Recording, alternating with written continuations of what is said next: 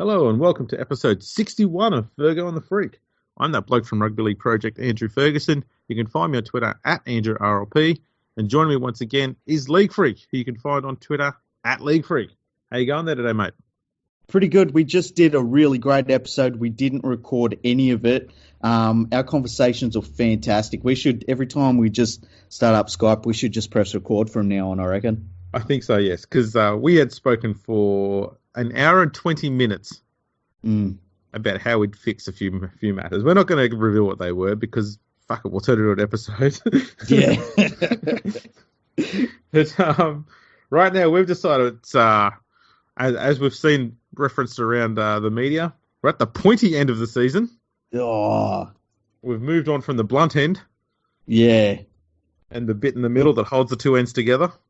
Yeah, the shaft of the season. Yes, we're through the shaft. We're at the explosive pointy end now. Excellent. This is the best part. It is. So we're going to look at the teams who are still fighting for a spot in the top 8. And we'll look at their run home and see who we think is going to get there. Yeah. So we've narrowed it down to some teams that we believe are... So we feel like there's a couple of safe teams that we're not going to talk about. And then, so we're only going to really talk about the ones that we feel as though are in for a shot of those last two spots on the top 8. Yeah, so the two that we're not going to talk about are Manly and Parramatta. They're on 26 points. They probably only need a win each to be safe. And as you said off air in part of our other episode, Manly's got the Tigers this weekend. If they are Tigers without Farah, they should win that. And that's at home as well. And Parramatta's got the Titans, then the Bulldogs, so they should have that on lock. Yeah, they should. It'd take if either of them fell out of the finals from here, it would be pretty. It would be incredible. It'd be one of those catastrophic chokes. It'd be coach-sackable material. Yeah, pretty much. It would be a Dragons-like choke job. Yeah, or a Tigers one even. Yeah. Given their effort on the weekend. Anyway, so we'll start with Penrith. They're in 7th place on the ladder on 22 points. They've had 4 wins from 5 away from home and 4 wins and 5 losses away from home and 6 wins and 5 losses at home. So they haven't really dominated at either end. And their run home is they've got Brisbane this weekend at Suncorp, and then they've got North Queensland in North Queensland. Then they've got the Roosters at the SCG and the Knights at home. So they've only got one home match in the last 4. How do you think they're going to go against the Broncos this weekend? Well, I feel as though this entire conversation is basically, it comes around this one game because they're in 7th and 8th place respectively. The Panthers are in 7th, the Broncos are in 8th. And I think whoever wins this game is obviously in the box seat to go through to the finals. That they'd only have to maybe win another game if things went against them, So I feel as though whoever wins this one is basically in the finals, and whoever loses, they basically fall into just the biggest shit fight for the last place on the ladder. I would expect the Panthers to win this one. They're not favourites for it. The Broncos are favourites for this game. I guess that's because they're at home. But, yeah, I feel as though the Panthers are the better team. But it's going to be an amazing game. And, yeah, I feel as though the whole finals makeup for the bottom half of the 8 anyway really relies on this match. What do you reckon? I was just going to say, I think Penrith have got a pretty dire record at Suncorp, to be honest, too, which doesn't help. Yeah. Just bringing that up to have a quick gander. At Suncorp, they've played 24 games and won 7. Yeah, anytime we don't run out there with Peter Wallace, we're screwed. Yeah, pretty much. So Penrith have actually lost their last 4 games at Suncorp. 3 of those games were against Brisbane. The other one was against the West Tigers in the Magic Weekend this year.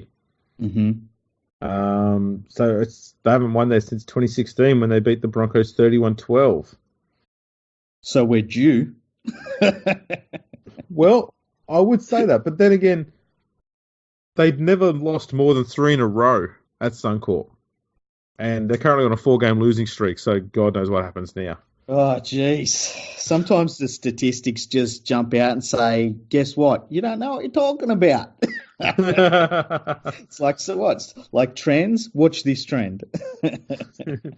Look, I take it Maloney's back this weekend.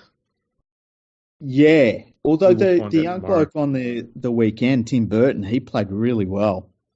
He did. He was very good. Yeah, I don't know. This is going to be tough for me. That Broncos pack is probably going to squash most of the Panthers pack, unless the Panthers pack decides to pull their friggin' finger out and have a crack for once. Yeah, turn up. I mean, and they've only done that a couple of times this year. I still think, I think that the Panthers are the better team, but that's what makes this game so good. It's like it could go either way. It could. I'm going to suggest that I think this is not who I'm tipping here. This is just who I'm thinking, trying to be as balanced as possible. I think Brisbane might win this weekend. Penrith then beats the Cowboys. They then lose to the Roosters, and then they beat Newcastle in the end. So it'd be 4 points. They'd be on 26, and I think they might sit just on 8th place. They might hit 8th place, yeah. I mean, the Cowboys aren't going to be an easy match for them. The Roosters, the Roosters are one of the teams we sometimes turn up and just like say, hey, Roosters, fuck you, and smack them. I tell you what, of all of the teams in the last round that we're going to be looking at, I think the Knights, the Panthers having the Knights in the last round, it's not a bad draw in terms of if you've got to win your last game of the season to get in the finals, I think you'd be pretty happy with playing at home against the Knights. Especially when you consider that Penrith beat Newcastle in round 2 this year when Penrith were playing like absolute dogs. They still beat Newcastle then. And I'd argue that they're playing better now than they were then. Yeah, definitely. And the other thing is, too, if the Knights have anything to play for and they might be able to make the finals themselves, you can just imagine how poorly Mitchell Pearce will play in that game. Spot on. So, yeah, look, I think there's still a solid chance of making the finals, which is surprising given that woeful start to the season. Yeah, it's pretty crazy. Hey, it's I think of all of the teams that are in that chase for the last 2 spots, it's hard to look at the Panthers, where they sit, the draw they've got, and say that they shouldn't be the favourites to get into the finals of all the teams that we're going to talk about. But man, it's the Panthers. They can let you down pretty hard when they want to. So I'm not counting my chickens just yet. You know, it's interesting. I just haven't looked there. They've only scored more than 20 points on 5 occasions this year. Yeah, their attack has been pretty poor. That's 20 points or more. More than 5. More than 20 is 1, 2, 3, 4 times. Yeah. And it's like a lot of people have had a go at Nathan Cleary about it, and I can't blame him. I just think that because our forwards are so soft, and we might have, one of the softest forward packs in the league because they're so soft, and we haven't got too many good hard ball runners. It's like there's not a great deal to work with. Yeah, look, I don't think it's a Nathan Cleary thing. I think it's an Ivan Cleary thing. Yeah. It doesn't matter who the cattle is. Ivan Cleary just doesn't have game plans that are designed around scoring points. It's more defence-oriented football that he's got his team playing. Yeah, and it does worry me when you've got a player like Kickow, who's a fantastic player, but you take him out of the Panthers' attack, and it's like, who do you really have to worry too much about that's going to do something like that you just can't stop? Exactly. So that's going to be their problem is their attack. They need to start scoring points, and they've got 2 games with North Queensland and Newcastle where Penrith should be looking not only to win those, but put some points on the board, get their attack starting to hum a little bit. Yeah, and set it up for the finals. I don't know how much they'd be able to do in the finals. I think that they would be one of those teams that you probably wouldn't want to be playing against, but at the same time, I think because their forwards are so soft, that the top sides won't worry too much about them. Yeah, I think any team that's got Maloney in it playing finals is always going to be frustrating someone. That bloke just knows how to win important games. Yeah, that's true. And could they win a premiership? Look, they would need to turn on their best form in the last month of the season. I can't see it right now. But, you know. All right, we'll move on to Brisbane, who, because they had a draw with the Warriors, they're sitting in 8th place on 21 points. Their only competition here is essentially the Warriors because they're on an odd number of points. Points difference now makes absolutely no difference to Brisbane. They can get flogged, it doesn't matter. So all they need to do is scrape home wins. And they've got, obviously, Penrith this weekend. Then they've got South, also at Suncorp next weekend. Then Parramatta in round 24, also at Suncorp. And then they've got the Bulldogs in Sydney in round 25, that is a damn favourable run considering their opposition to get 3 straight home games. Yeah, you know what? I said that the Panthers have the best run. When you think about the Rabbitohs where they're at in terms of suspensions, it looks like Reynolds might be injured again, funnily enough. That's a pretty damn good run too. The Eels will be interesting to see how they turn up against the Broncos because the Eels could, be a difficult team to beat or they could shit the bed. And yeah, the Bulldogs, funnily enough, are a team that are giving no one an easy game at the moment. So they could be a real nuisance to the Broncos in that last round, hey? They certainly could. I think if Reynolds is injured, and I think the Broncos can beat South. Yep. And they should beat the Bulldogs. And given I said that Brisbane will beat Penrith, I wouldn't be surprised if the Broncos get 3 out of 4 here, which should put them in 7th. Tell you what, that'd be huge if they could do that. Yeah, and it's odd because even if they did that, something about me just says they don't deserve to be there. Yeah, I mean, you look at the teams that are around them, though, you just go, who deserves to be there more, though? That's the thing. Probably Cronulla, but that's about it. Yeah, of all of the teams that could go on and do something, I think Cronulla's the most likely. But yeah, it's weird. There's the whole pack that's now fighting for them last 2 places. They're all very similar, aren't they? They are. We're essentially looking at a bunch of teams who have no chance of winning the premiership. Pretty much. Which means this podcast is kind of irrelevant, but we're forging ahead anyway. Yeah. Yeah, look, the move of Boyd from fullback to 5'8" has been an abject failure. Yep. He's absolute rubbish there. The only thing that saved it is Milford has become even better at fullback.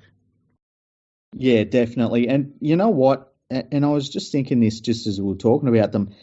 If they replaced Boyd with somebody, like if they replaced, say Boyd, I don't know, and you don't wish injuries on anyone, but say Boyd pulled a hammy or something this weekend this week at training, and they brought in some young kid from the lower grades, it would almost worry me more than having Boyd there at 5'8", because he just doesn't really offer much at all. Yeah, I think they could probably go with even if it's a pair of rookies there, like O'Sullivan with Turpin. Mm-hmm. I don't know. I think that they would offer more in attack than what Boyd currently does, which is very, very little. Essentially what they're doing at the moment is they've got their captain in Boyd. They're trying to hide him on the field somewhere. That's how I see it. Yeah, pretty much. In attack and defence. Where can we hide him?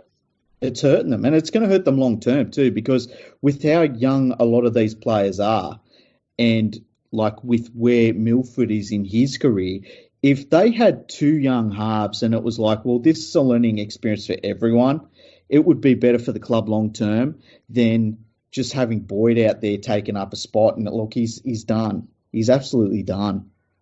Yeah, he's not a 5'8" either. No. As I said, if they needed to keep him in the team, they should just put him on the wing. Yep, I agree. So yeah, it's a tricky one. I mean, this is the thing. Brisbane are capable of winning 3 of those 4 games. They're also capable of completely butchering the whole thing and stuffing it all up and losing all 4. Yeah, and it'd be interesting if because they're not they're not in too bad of a place right now. But say they do just have an abomination of the last month of the season, Seabold is going to get absolutely destroyed in the media. It's going to be unbelievable.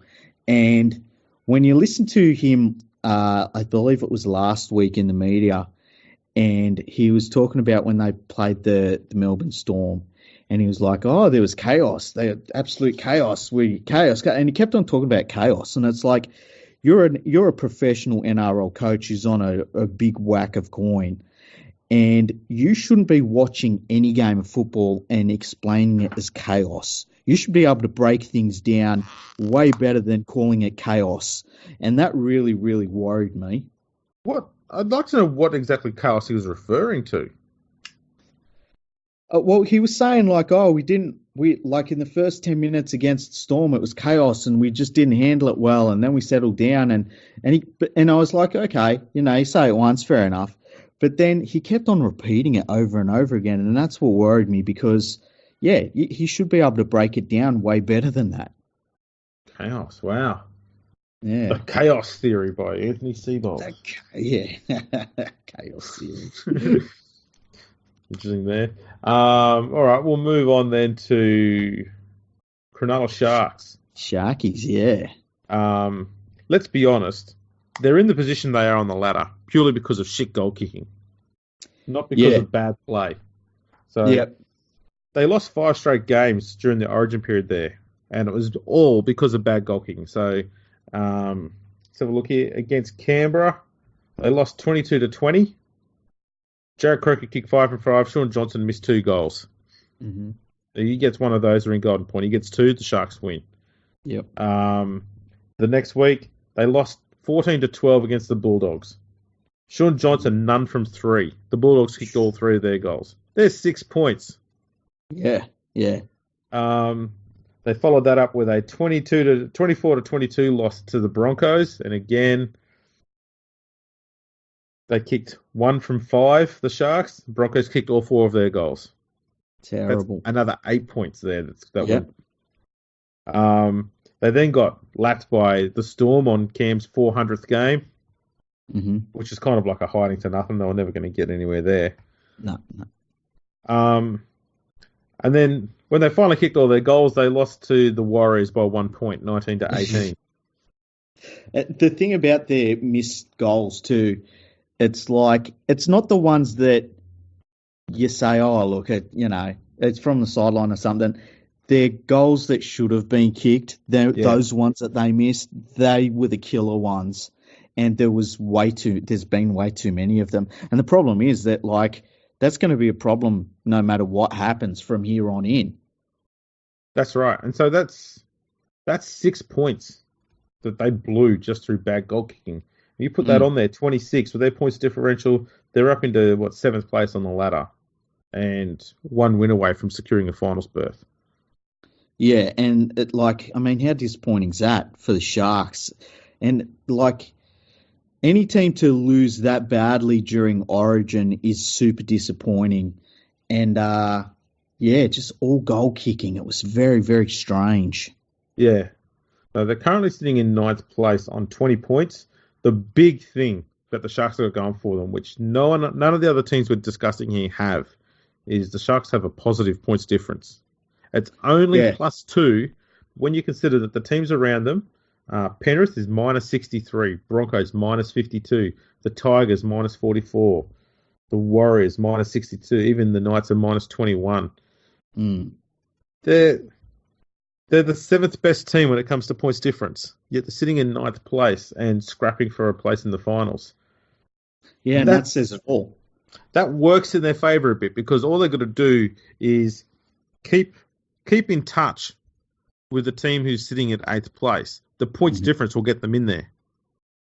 Yeah, and look, I feel as though they will do it. I feel as though they'll do it because they're a good enough team to really make some noise in the finals, and some of the teams they're playing are the sorts of teams that roll over and die a little bit. So it's going to be interesting to see how they go over this next month. And because if they miss out in the finals, it'll be one of those those seasons where they'll look in the mirror and say, "How did that happen?" You know? Yeah. So they run home like the Broncos. The Sharks have now got 3 straight games at home before a final away game. So they play the Dragons this weekend. They should smash the Dragons. They need to. Then they've got the Warriors. They should beat the Warriors comfortably as well. Then Canberra. And Canberra's pretty handy up there in at Shark Park. So I wouldn't be surprised if the Raiders get up for that one. Mm-hmm. And then they've got the West Tigers at Leichhardt. And that's going to be tricky because if Farah gets back in time for that stadium is going to be packed for his last game. Yeah, even if they carry him on the bench, hey, it will be a sellout, you would think, as much as you can have Leichhardt as a sellout these days.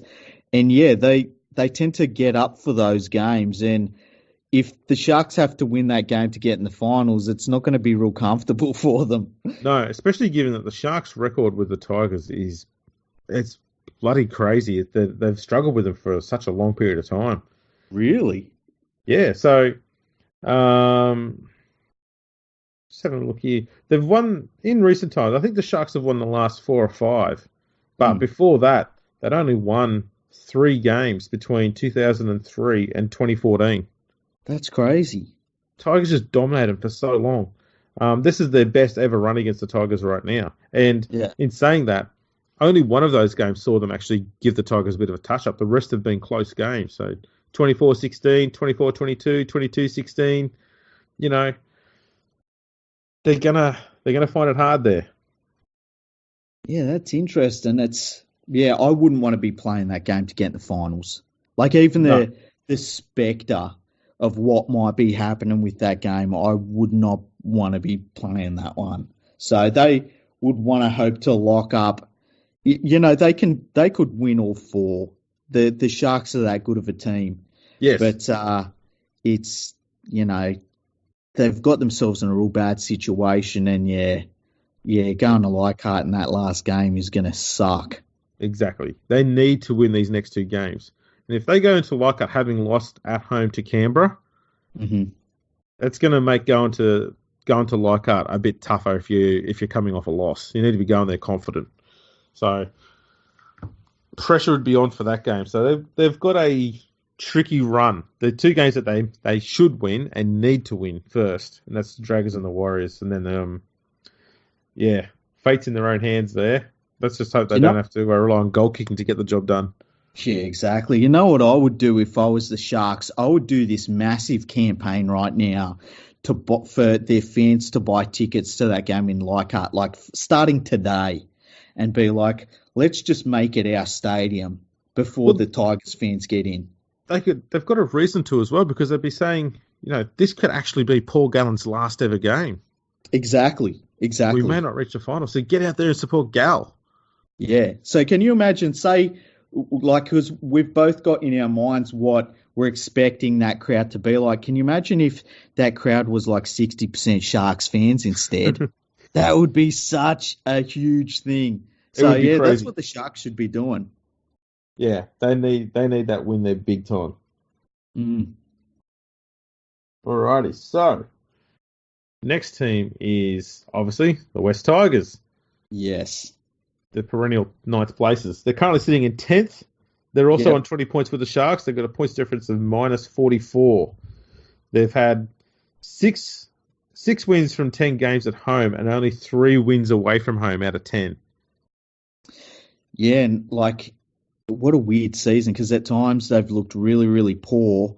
They've come home a little bit with a wet sail, though, and that game on the weekend, a pretty makeable kick playing against the Bulldogs. They really should have put the Bulldogs away. The Bulldogs playing pretty good lately, though, and missing that kick. We did that game live, and that was just devastating, because that kick should have been made. Yeah, they missed a few others during the day as well. So, you know, they had enough opportunities to win that game. But as Michael McGuire had said in the post-match presser, that it should never have ever come down to a goal kick. They should have won that game, earlier than that. Yeah. So that's the problem for the Tigers is when they do drop their bundle, they make sure they drop them and completely fucking smash it in the best form possible. Their bundle is made out of crystal. That's the problem. Yeah. Cheap crystal. Yeah. So they've got Manly this weekend at Brookvale. Now, the Tigers beat Manly in round 1 this year, but that was at Leichhardt. Yep. And they're both in much different form now. They haven't got a bad run, to be honest. So they've got Manly this weekend at Brookvale. Then they've got Newcastle at Campbelltown, the Dragons at the SCG, and then the Sharks at Leichhardt. Yeah, I feel as though after losing to the Warriors on the weekend, the Seagulls at home are going to come out and be wanting to put one on whoever was going to turn up, and it just so happens to be the Tigers. Yep. So that it's going to be a difficult game. They're going to be without Farah, who we'll talk about in a little bit. But, yeah, this is a tough one this next week. I think they can definitely beat the Knights. That'll be down at Campbelltown Stadium. The Knights look busted at the moment, unfortunately for them. The Dragons, they're just so unreliable right now. I wouldn't be shocked if they beat the Dragons. But in a similar weird way, I would not like to have to play the Sharks in that last round. Exactly. I know it's at Leichhardt Oval and stuff, but, yeah, I wouldn't like to be playing the Sharks to get into the finals.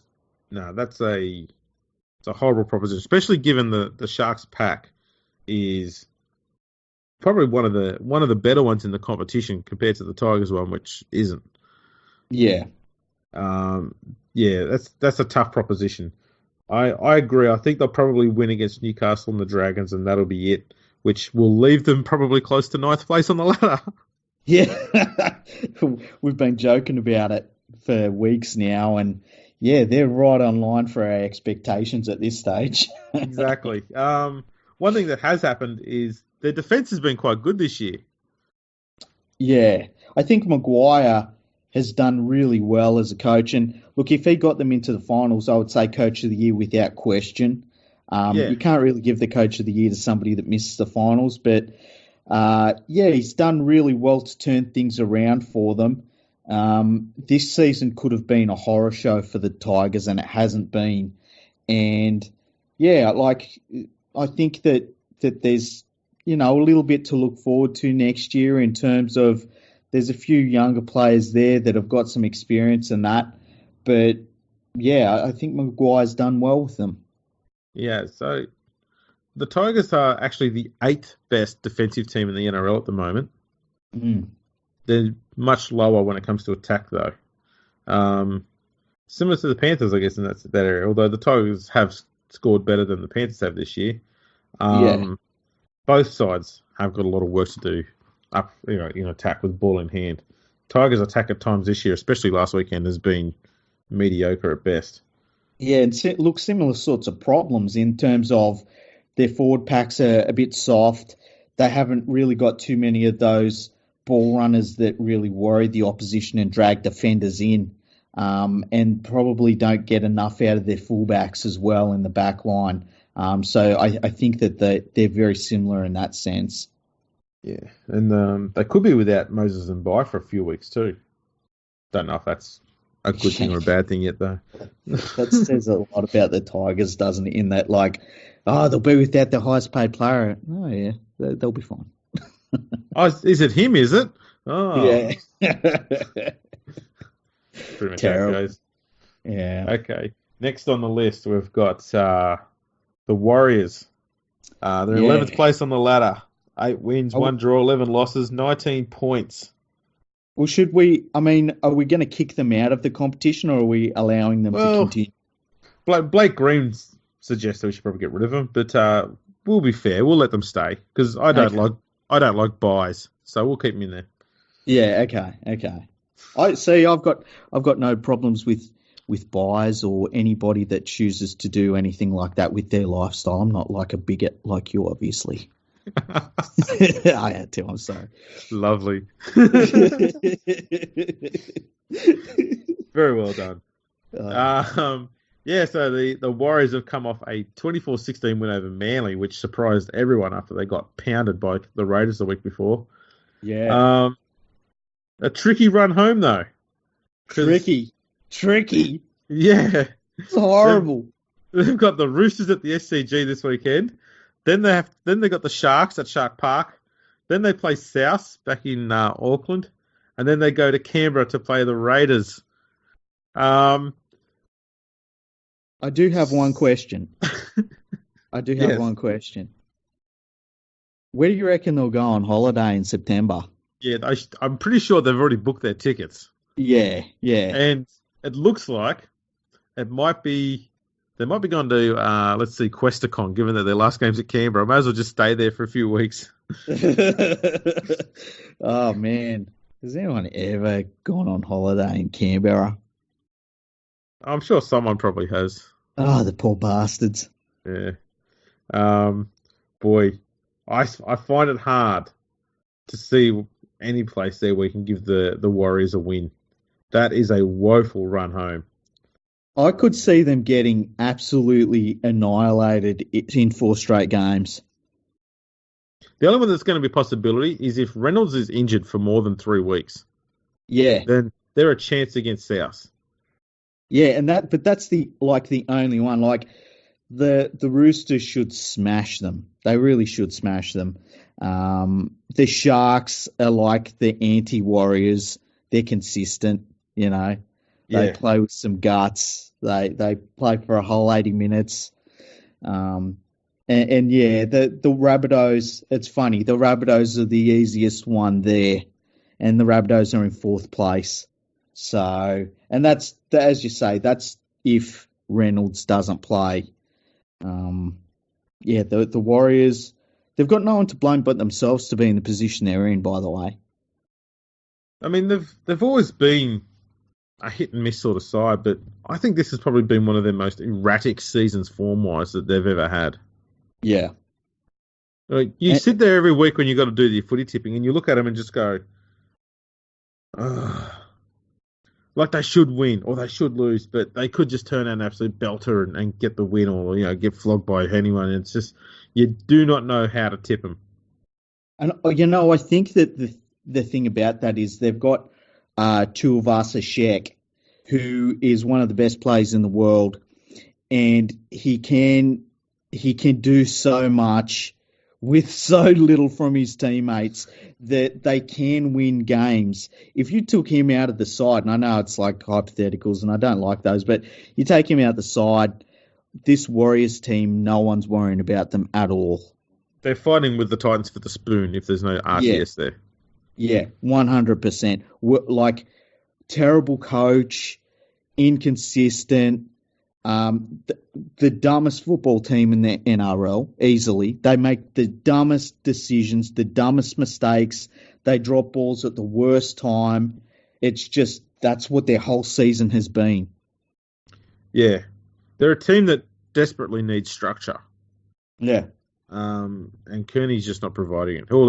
All he seems to have introduced to the club is breathing exercises. Yeah, well, they anytime there's a break in play, they all get in a circle and they start huffing at each other. It's kind of weird. Yeah, I don't think inhaling someone else's oxygen, expired oxygen is a good idea either. To be fair, if any of them ever have a baby, they're sweet. Yeah, they got that down pat. Yeah, it's like, now bear down. Because that's exactly how it goes. Yeah. Right. The final team we think's in with a chance here is, and it's only slim, is Newcastle. They're in 12th place on 18 points.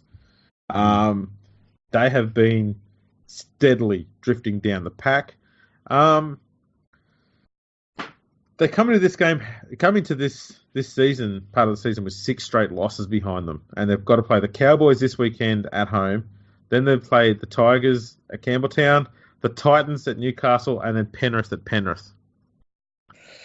Man, I could see them only beating the Titans, and that's if the Titans the Titans kind of are. They're switched off. Their season's completely over, and they don't care anymore. That's really the only game that I see there that's super winnable for them. I think the Cowboys will smash them. And then the West Tigers, I mean, they're going to have probably a lot to play for still. So that's going to be an interesting game. I think in the last game, the Panthers will beat them. They need every single thing to fall their way from this point on, and I just don't see it happening. No, I can see them winning 3 of those games, but not all 4. Mm-hmm. And they need to win all 4. And they need to pick up at least 2 big wins in there to help their points difference if they're going to be a chance. And even still, they're going to need results to fall their way. I said at the very start of the year on a different podcast that I didn't see that the Knights were going to be a threat this year when the media and the betting agencies were all saying they're going to be a top 4 team or a top 6 team. I never bought it. And it wasn't because I don't like them. I just thought there's been so many changes in personnel there every year for the last 3 years. Mm. They still haven't got around to working as a cohesive unit yet. And that's going to take another year to happen. I think next year they're going to be better for it. But I just thought this year was going to be another write-off. Yeah, I agree 100%. I didn't understand. And look, I think that this is about where the Knights should be. I don't understand this thing of like, the Knights have fallen so far down the ladder. I feel as though this is where I would expect the Knights to be. Ponga is playing really, really well lately. Pearce is not, and that's not being talked about in the media. It's kind of weird. But yeah, they need to add a couple of more decent players to their side. They need a couple of youngsters to develop a bit more. I tend to think that it won't be next year, but maybe the year after when the Knights will be around 6th place. Yeah, I agree. Because a lot of people say this is not looking like the Knights side that won 6 straight games. We need to remember who they played in those 6 straight games. It was Parramatta. And was it Parramatta after they got hammered by Melbourne? I think it was, yeah. No, it was just before, sorry. Parramatta. Okay. It was Parramatta who just flogged the Tigers, so it was Parramatta who were cocky. Oh, was that game at Bankwest Stadium? Yeah. Yeah. The first one. The first choke of the year that we had. Farah went down and the Tigers lost by 45 points. But yeah, Parramatta, they beat them 28-14. And then the Knights beat the Warriors, who have just been a basket case most of the year. They then beat the Bulldogs. They beat the Dragons post McGregor signing, which meant they were crap. Yeah. They beat a Roosters side who rested a bunch of players for some stupid reason. Mm-hmm. And then they beat South, which was actually a genuinely good victory. Yeah, and then since then, it's just been a horror show for them. And they've lost to poor teams. Like they lost to the Warriors, the Bulldogs, the Tigers, and even lost to Manly and Parramatta in recent weeks. So it's been interesting watching them during that time too, because I've watched the Knights a lot this year, and it's really made me a bigger Kalen Ponga fan. It really has. And I've seen games where he has tried to drag them kicking and screaming to wins and just hasn't been able to get them there. And it's through no fault of his own. And I look at the other players in that team and the other highly paid players in that team and the ones that they've tried to build around, and some of them just disappear. Absolutely disappear. And I'm talking about Mitchell Pearce. He just disappears whenever the game is close. It's shocking. Yeah, and I must say too, I'd probably say the last 2 weeks, Ponga hasn't been injecting himself into the game as much as he had done earlier in the season. Yeah. And it's showing. Yep. Because their attack is it's pedestrian at the moment. Yeah. I think 12th, if they finish 12th, that would be a good indication of where they are in the NRL. It's going to be interesting to see how they play against the Cowboys this weekend. They'll be at home. They've still got everything to play for, but the Cowboys, whose season is over, I mean, they're 13th on the ladder. They're not a team that's easy to beat, and it's going to be interesting to see how Taumalolo plays against their pack. Well, the funny thing here is that Newcastle still can potentially finish second last. I wouldn't be shocked if they did, hey? Because the Cowboys, the Dragons, and the Bulldogs are all on 16 points, just 2 points behind them. The only thing that'd be working for Newcastle is the points difference because they're minus 21. Cowboys are minus 99, and the other two are past minus 100. Well, if you look at the Bulldogs, right, their charge, they play South this weekend, which it's not a bad time to take on South. I think South will probably still beat them, but still, if you're going to have to take on South, you'd want to do it this weekend. Then they play the Eels at Bankwest Stadium, which could be a massive crowd. Yeah, Bulldogs. That's the Bulldogs' home ground, but they're letting Parramatta have the home ground their advantage. And yeah, so that, I wouldn't count the Bulldogs out of that one, that's for sure. Then they play the Cowboys, who, if the Cowboys' season will be long gone by then, it could be anyway. That's up in Townsville. And then the last round they play the Broncos, and, who knows what is going to be happening for the Broncos at that point. Yeah. It's very tricky back there. Let's have a look. The Dragons. I know I cut off. That's what she said just there. Sorry about that. It's all right. Dragons have got the Sharks, the Roosters, the Tigers, and the Titans. Well, the last two are good for them. The next couple stuffed. You know what? When you look at this NRL season, the two teams that deserve to be last and second half are the Dragons and Titans. Yeah. They've both been bloody terrible this year. I think every other team you can look at and take some positives out of their season. I don't think you can for the Dragons and Titans. What chance do you give the Titans getting off the wooden spoon? Imagine if they came through and they win 3 of their last 4 games. Who comes last for you, the Dragons or the Bulldogs? I would say the Dragons are more likely to come last. That's crazy that we can still in a situation where we can discuss the fact that the Dragons could actually finish with a wooden spoon despite being 3 wins clear of last place. Yeah. But that is still a mathematical chance though. And the Titans have got one tough game, and that's against Melbourne down here, where Melbourne should probably put on about 300 points. Yeah. They got Parramatta and the Dragons up on the Gold Coast, and Newcastle. And yeah, that's doable. Hey. Parramatta away from home aren't that fantastic. No. There's a possibility they could probably sneak in 3 wins if they get their shit together. Man, it would be if the Titans win their last, if they win 3 or 4, you would be wondering what the bloody hell is going on because they've been so woeful all year, and that would be the sort of thing where at the end of the last game, if they had a coach, they'd sit down with the players and say, "What the fuck was that?" Now, speaking of the Titans and coaching, yes, their interim coach Craig Hodges set a new premiership record last weekend. Oh yeah, what was that? He became the longest running coach to never win a game. He's currently at 6 games without a win. Is he officially taken these losses, is he? He is on Rugby League Project. And that's all that matters. Exactly right. Wow. That's terrible. I guess a lot of that is to do with, you always expect a team to bounce back after the coach has been sacked. And we talked about it with the Titans, and it just didn't happen. It was business as usual. Well, they in fact got worse.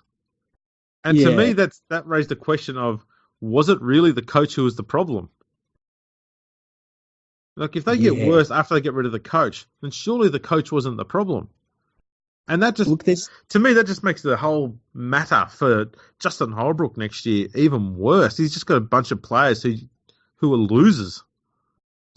Yeah, and there's things that's happened since Brennan was fired that you look at this team and you wonder who's making the decisions. And we talked about it a little bit in terms of who made the decision that they go out and get Callum Watkins for this season.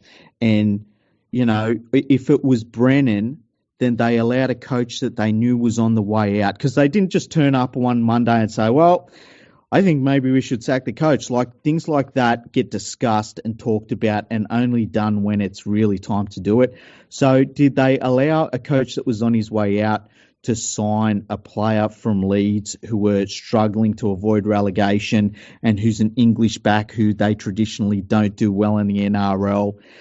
You know, if that's the case, that's terrible. If it was somebody else at the club who forced that move onto Brennan, because Brennan wasn't rushing him into the side. You know what I mean? It was like, it was a weird signing. And so who's making those decisions? And if it wasn't Brennan, who needs fired? Is Mal Meninga making those decisions? Because if he's making those decisions, they're terrible ones. And if, like, there's just so many things that have gone on since then that you look at, like even with Ash Taylor and what's going on there. Like, who's making all those decisions? Yeah, I think one decision the Titans need to make is they need to let Ash Taylor go. 100%. For his own benefit and the club's benefit. I think if Ash Taylor goes to another club with a different structure and different coach and everything else is different, who knows? He might actually fulfill his potential. But currently, he's never going to reach to the Titans. I just don't see how there's any positives going to come out of Ash Taylor's career at the Titans. And saying that, I'm not convinced he's an NRL quality player. I think he should be in the Super League, but that's another thing. He'd go well over in Super League. I just have a massive, massive problem with any player that's earning $900,000 a year who isn't injured but isn't playing. Like, I just, I can understand you can have things going on in your life and all that sort of thing. And we don't know what's happening with Ash Taylor, and we hope that he's okay and stuff. But for $900,000 a year, if you've got things going on in your life, you're being paid so much money to perform no matter what. And it's not $900,000 a year to perform and play when life is perfect. That's right. I always wondered why he got paid so much. And it's not a criticism of his ability. It's more the fact that I just think that giving players so much money so early in their career it rarely turns out good when you think about it. Yeah, it can be a real issue for a young player. And we've seen that in so many different sports. And especially when you pay for potential. That is like, the strike rate on paying for potential must be terrible. It would be. But I'm saying that I don't see how he's a higher level athlete than players, say, like Blake Austin, Robert Louis, Albert Kelly. Yeah. They're all handy halves. They're not exquisitely world best. They're handy. Well, you think about Tyrone Peachey, right? Tyrone Peachey signed a contract with the Titans and immediately didn't want to go there, right? Probably still doesn't want to be there. And the only reason he'll stay there is because no one else wants him at the moment with the form he's in. But whatever he's being paid, if you put him in the halves for the Titans for round one, he would have done more for the club than Ash Taylor has done. And that's a real indictment. Yeah. I don't know what they do with Taylor, but yeah, he needs a new home. Yeah, I would pull, if I was the Titans and they're a privately owned club, I would pull in Taylor, I'd pull in his manager, and I would say, I believe I've got reason to let you go. And I would be pushing for that to happen. Yeah, something's got to happen. They can't keep going with this squad and this attack the way it is at the moment. It doesn't matter who the coach is going to be. They're going to keep having the same issue over and over and over again. Mm-hmm. Something's got to change. And sometimes you just got to do a Wayne Bennett with Wally Lewis. Horrible, horrible comparison. But you got to bite the bullet and get rid of your highest paid star. Yeah, and send them to the also-rans. Yeah, and then send them to the Gold Coast. Exactly. Yeah. Here's the thing though, like, who would want Ash Taylor in the NRL right now, knowing that he's on a huge amount of money? So say you say the Titans offered him to every single NRL club at half price. The Titans are going to pay the other half of his contract. Is there any other club you can think of that would want to take him on board, just considering that he just might not feel like playing? I think there's only 2 clubs that he could go to where the coach would actually help him reach his potential, and it's going to be Melbourne and South. Yeah. Whether they want to spend the money on him, though, is a different question, but I think Bellamy and Bennett would be the only 2 people who could find out whether he wants to play, and if he does, they could get him in the form he needs to be in to play at his full potential. I don't think there's anyone else who could. Yeah, I agree 100%. And, that's the big thing the Titans need to work out. That, like, you can have different coaches and stuff, but when you got $900,000 that's sitting on the sidelines watching, man, how do you get over that? And even when he's playing, he's only winning 35% of his games. Yeah. That's the worst invested $900,000 ever. Yeah, should be on half that. You know who I reckon's the worst ever? Go ahead. Sam Tompkins. Oh, okay. I wonder what he was on, because I know he's the biggest transfer fee ever paid for a player in the history of the whole game. But I wonder how much he was also being paid by the Warriors. $1 million? It's got to be in that range, eh? I think you would have been close to that figure. Man, it's crazy. That was a lot of money. The Warriors like we talk about the dumb decisions the Titans have made. The Warriors are the world champs there, world champions. Just with that decision alone. Yeah. I thought. Oh, I don't know. They paid a lot of money for Dennis Betts' dog. Oh, it's hard. It's hard. That's a difficult one. I have to think about that one. Who would be a better prop for the Warriors? Adam Blair or Dennis Betts' dog? Dennis Betts' dog. I don't have to think about that one. No, that's probably accurate. It'd make more runs, that's for sure. Definitely be harder hitter. Won't give away as many penalties. There's all sorts of positives. It's good pooch. It was good pooch. He had some ticker about him. I don't know if he's still around. Hope the dog's still going. I dare say it's not. It'll be a world record living dog. How old is the longest living dog ever? I'm gonna Google this. Hang on. Oldest dog ever. Why does Josh McGuire come up? Oh, I had that right. The longest living dog lived until they were 29 years old. It was actually in Australia. Australian cattle dog. Dennis Betts' dog would be able to do that easy. Yeah. It's still, hang on. Was it about 24 years old or so, 25 years old? 95? Yeah, he could still, yeah. Oh, there you go. We'll assume that dog's still alive. Okay. I'm up for that.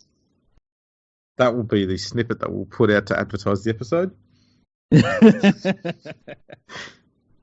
See if people can find out how the hell that ties into what we're talking about. Yeah. Dennis Betts' dog. There we go. Now, there's a few other stories. There's we discussed this off air. It was Josh McGuire's other half has come out, and I think that was the case, wasn't it? And she revealed that he'd been getting death threats. Yeah, and trolls and keyboard warriors and what else? What other words are used? Look, I'll say this: death threats. I don't care who you are. Stupid, and moronic, and absolutely absurd. Everything else, I dare say players can deal with, because it's mostly just criticism or people just being dickheads. But death threats are just not on. You don't need to go there. That's just stupid. Even if Josh McGuire tried to gouge my eyes, I wouldn't want to kill him. I'd want to bash him. I wouldn't want to kill him. Who wants to be a murderer? I don't want death on my conscience. If he tried to gouge your eyes, I'd want to kill him, Andrew. Yeah? How would you do it? With a hammer? I would say mean things to him. I'd be like, "You're an idiot head, man. You should be sacked by the Cowboys, you dumb, you poo-poo head." Yeah, poo-poo, dopey. I don't know. I'm not good at trolling, hey. But the thing that gets me, right, is that he's now been done a few times this year for going after the face of opposition players. Yep. And it's really simple. If he stops doing that, none of this is an issue. Nothing. Yeah. And I get that it's fucked up when you do see people that really savagely go after players, and you see some things that are written to players, and you're like, what the fuck, man? Like, just calm down. But at the same time, like, I find it hard to justify what McGuire has been doing in games to players. And I think that it's time that the NRL really smashes him. Like, and they can't just fine him or give him 3 games or something. They really should be like 7 weeks on the sidelines, Josh. Have a think about it. Yeah, and to be honest, that's what they should have done for the first one at the start of the year. And yeah. the fact they just gave him a fucking fine was disgraceful. Yeah. And that's why he still does it. Oh, I'm only going to get a fine. I can pay that easy. Yeah, it's a week's wages. Who cares? There you go. Yeah, it needs to be a heavier penalty. I said it at the time. I'll say it again now. I'd hit him with a fine and a bloody suspension. Yeah, and as you there's no said need the for other that crap day, in the game. Exactly, and you said the other day in the live broadcast, there's zero reason for a player to be feeling around at another player's face in a tackle. You know, you're so vulnerable. There's nothing you can do. We saw all of the outrage when, George Burgess it was, that went after Robbie Farah's eyes, and that was disgusting, a disgusting act.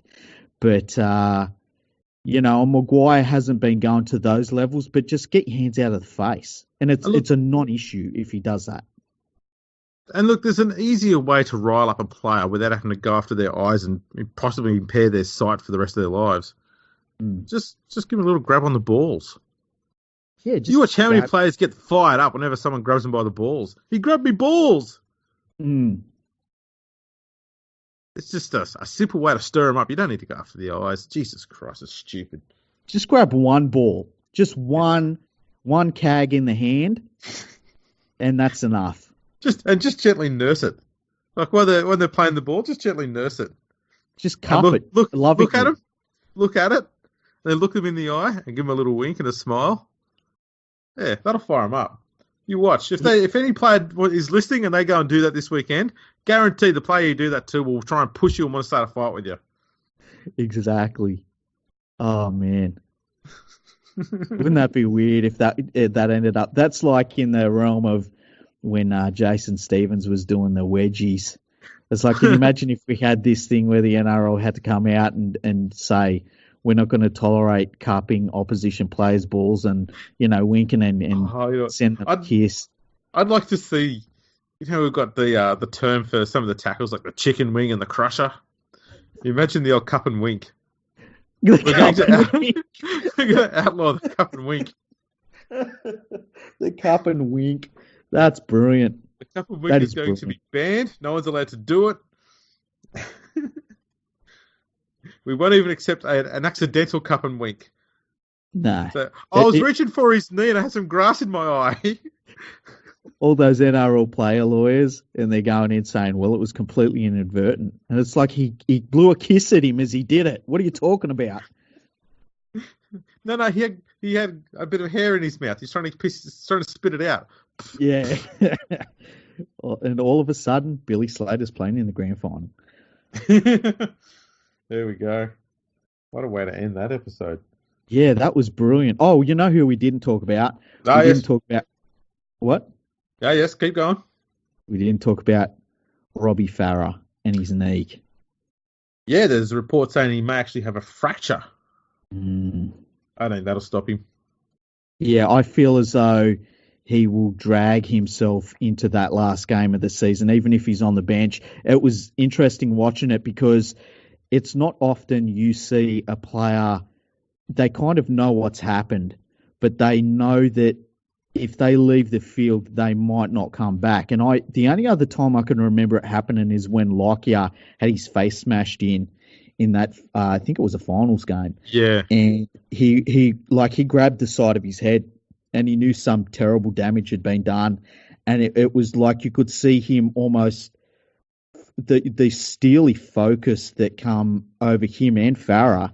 And it was like, I cannot leave because I will not be back.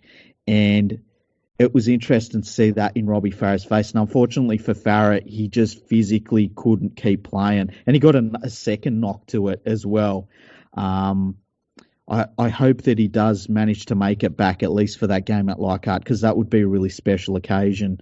But yeah, what a blow to him. What a blow to the Tigers. I think you could see it even in Benji Marshall's face. When Farah did eventually go off, I think you could see it in Benji Marshall that he kind of was a bit upset by the fact that he thought maybe Robbie wouldn't be back again.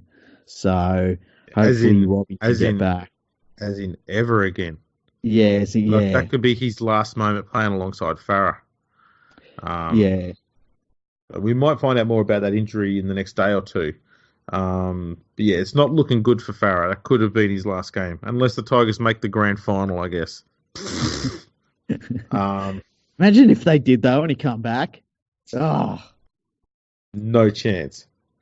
I'd say the Titans are a better chance of making the grand final than the Tigers are at the moment. See, I would say, right? Okay, I'm not really putting much on the line here, but if the Tigers make the grand final, I am naming Benji Marshall the best player in the world. Fair enough. I don't know. What can I do? I'll name Clint Gutherson. Oh no, that's cruel. That's cruel. That's too much.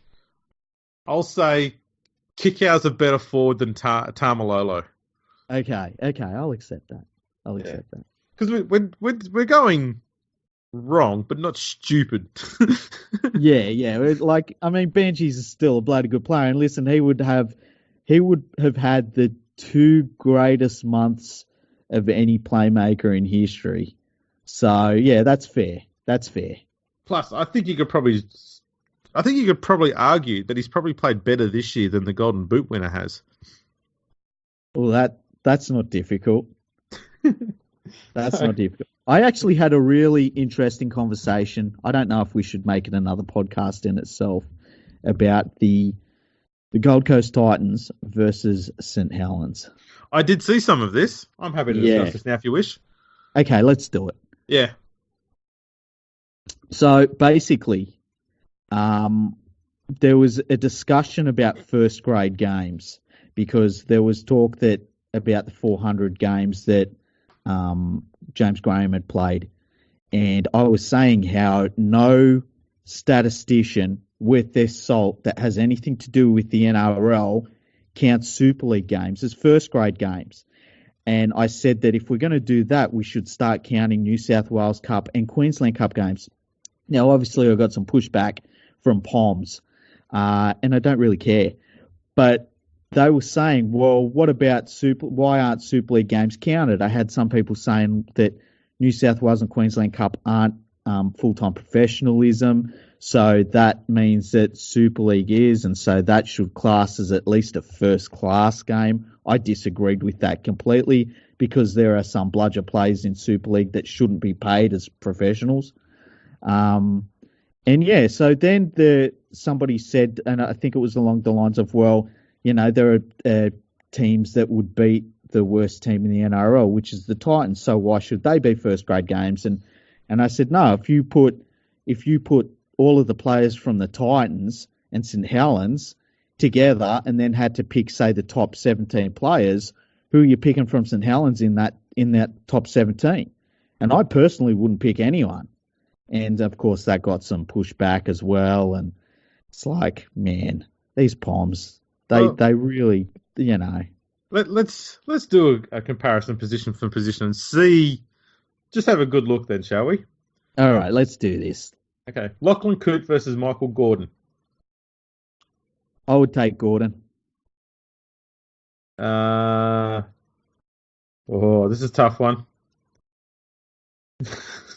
Thomas Mackinson. Yes. Anthony Don. Oh, it's Don. It's good. Kevin Nguama. And Tyrone Peachy. You take Peachy every day of the week. Of course you would. Mark Percival and Brian Kelly. Brian Kelly's actually a pretty handy player, right? Regan Grace and Philip Sammy. Oh, man. There's no one else there? That's it. Jeez. I'm going Sammy. Jonathan Lomax, Tyrone Roberts. Now, here's the thing. I had people saying, what about Lomax? Yeah, Tyrone Roberts every day of the week. Yeah, I do rate Tyrone Roberts quite a bit higher there. This one's going to test you. Theo Fagers, Ash Taylor. Well, man. I mean, are we talking about cost here? If they're playing the game, Ash Taylor. Really? Yeah. I don't know. I think Ash Taylor would be right at home in the Super League. Oh, definitely. But say you put Ash Taylor into St Helens team. He's their big sign. He'd be their big signing. I don't think he makes them better, though. You don't reckon? I reckon he would. He wouldn't make them worse, but he wouldn't make them better either. I think they're going to get the Poms might get flogged here in the forwards. So we've got, let's see, Luke Thompson and Jared Wallace. Jesus Christ. That's Easy. James Roby, Nathan Peets. You take Peets every day of the week. Who's in the front rower? Let's see.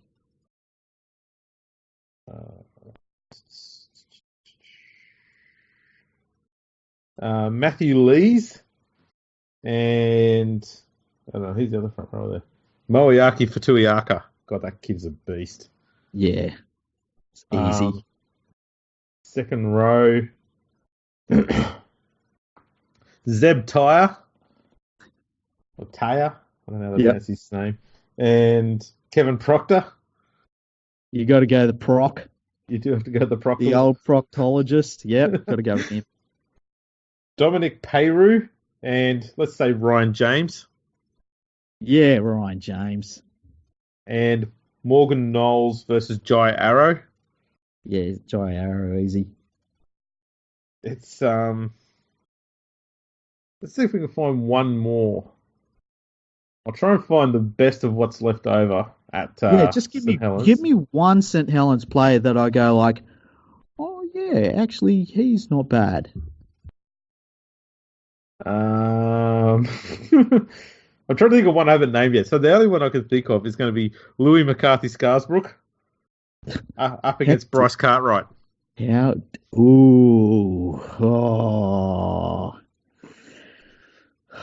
Bryce Cartwright's not a first grader.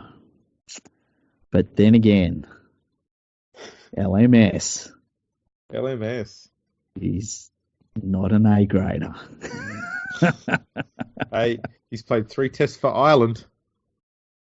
Yeah, Powerhouse Island. I guess here's something I will concede, okay? I'm going to make a concession here to all of our English listeners. I think that you could probably make a case for Lachlan Coote being on the bench. Oh, yeah, I think so too. Yeah, but 1-for-1, nah. Especially if you have to put him in, if it's not Gordon, you put him up against Brimson. Yeah. You know. So, yeah, it's... Mind you, I'd like to see the game get played. We'll say, okay, because... And if they played the game in the off-season, yeah, I'd like to see Justin Holbrook coach both sides as well. At once, yeah. I wonder how they would both go without a coach at all. Like, say St Helens didn't have a coach at all. I think without a coach, St Helens would win. I think that's the biggest problem for the Titans is they have no direction and no idea what they're doing on the field. I think Saints would have a little bit more of an idea in that area, and that would make up for any shortcomings the players might have. I don't know. Did you see him under Kieran Cunningham? No. I mean, that's pretty close to not having a coach, and they were terrible. Yeah, I'd still rate them better than the Titans as far as a clue on how to play the game. So you reckon this weekend, if the Titans were hosting St Helens on the Goldie, that St Helens would win? No, because they've currently got a coach, the Titans. You said if they didn't have a coach. Okay, like completely no coach. I get what you mean. Yeah. Okay. There we go. But like for like, say they've both got like average coach, not great but not good. They Jason both have Taylor. Say they've got Jason Taylor, both of them. You cloned him, right? Yeah. I know. I feel dirty too. But you clone Jason Taylor, and his coach in both teams, and they play in, like, let's say Hong Kong tomorrow. Hong Kong? No, it needs to be cooler than that. It's too hot. They have to play in Hobart.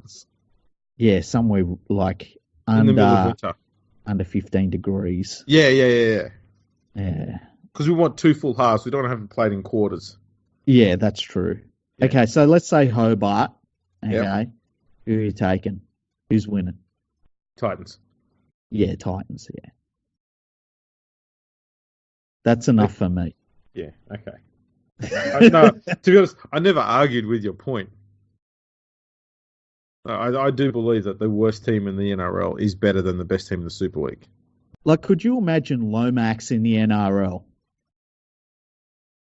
Yeah, it's. I mean, think of how many Super League players have come over here and sat in reserve grade and then gone home. Well, look at Tompkins.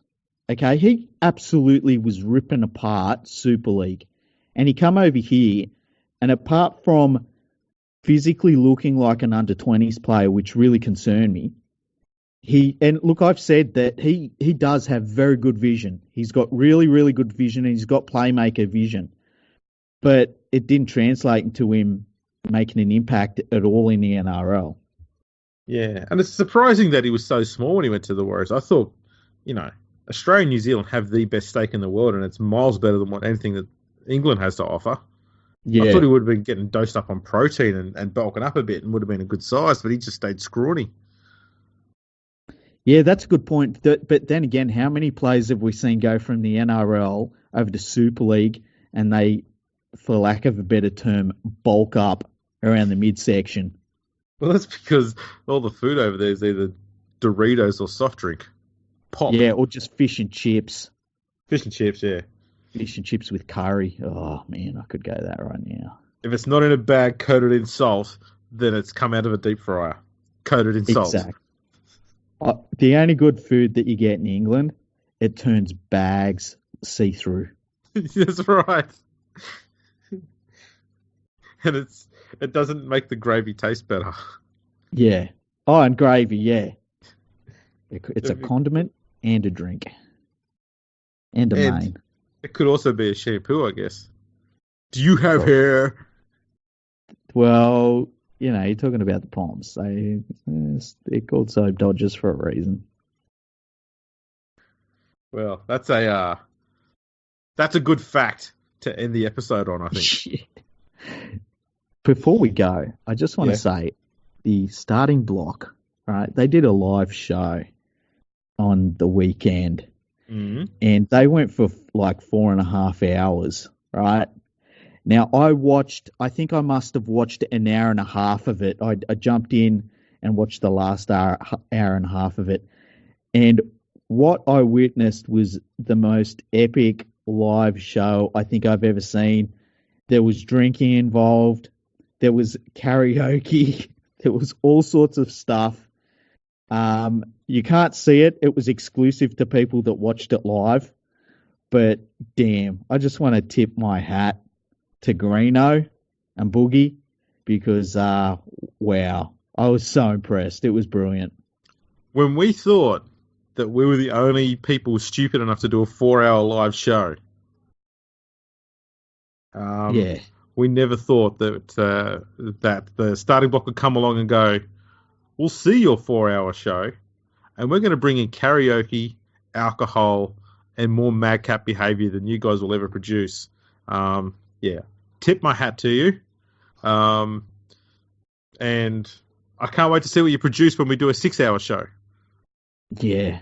Let me tell you, there were a couple of highlights. Yeah. Reno saying he was going to sing an Eminem song. And then when it started, it was absolutely clear that he had no capacity to sing it after so many beers. And then they ended the show with a song out of Aladdin that had been changed a little bit, and it was bloody brilliant. And the weird thing was that Greeno sang it karaoke style and knew all of the words and all the verses for it, and then they played the actual song, and it was, oh my goodness, it was so funny. It was so funny. So yeah, I just wanted to say that. Yeah, they are entertainment deluxe, those two. Yeah, they really are. You can tune in and check them out every Wednesday on Twitter, on Periscope, and you should. You should. Good laugh. They'll probably still be nursing hangovers. That's how it went. The next episode should just be them drinking, hair of the dog. Yeah, pretty much. With Baroccos in one glass and a warm ale in the other. Alrighty, well, any other shout-outs we should do? To our regulars, we got Nadine, we got Richard Cranium, we got Bartram 13, we got Arabella. Who else? I got Elle over here. How you doing, Elle? Great. You're always great. What's going on? I was just going to go to the toilet. Fantastic. I did a poo and a wee inside it. Lovely. That's raised the tone of the show. That's yucky. Yep. You can't put it in your mouth. That's yucky. No, you don't do that. Well. At least you learn the right things at school. We're earning our money there. Yeah. Now, Elle, who do you think's going to win the NRL this year? The Cowboys. The Cowboys? No, they can't win it. Are they here or not? No. Cronulla Sharks are here? Cronulla Sharks? You think they're going to win? Yeah. They're going to be the best team in the competition? Yeah. Cronulla Sharks are the winners when we saw them tonight with Mama. Yeah. You didn't come at night. No, I didn't go that night. Mama just come with me. Yeah. All right. There's the inside word. Excellent Sharkies premiership. Put your house on it, people.